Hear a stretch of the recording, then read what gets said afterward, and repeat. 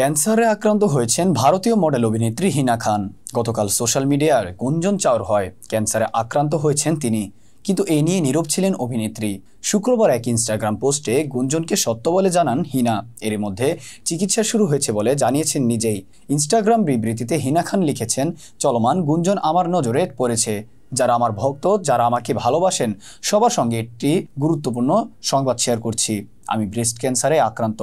এখন তা স্টেজ 3-তে রয়েছে। এমন একটি রোগ শনাক্ত হওয়ার পরও বলছি আমি ভালো আছি। ক্যান্সার মুক্ত হওয়ার বিষয়ে আমি বেশ আত্মবিশ্বাসী। এর মধ্যে আমার চিকিৎসা শুরু হয়েছে। ক্যান্সার মুক্ত হওয়ার জন্য যা যা করণীয় তা করার জন্যও আমি প্রস্তুত।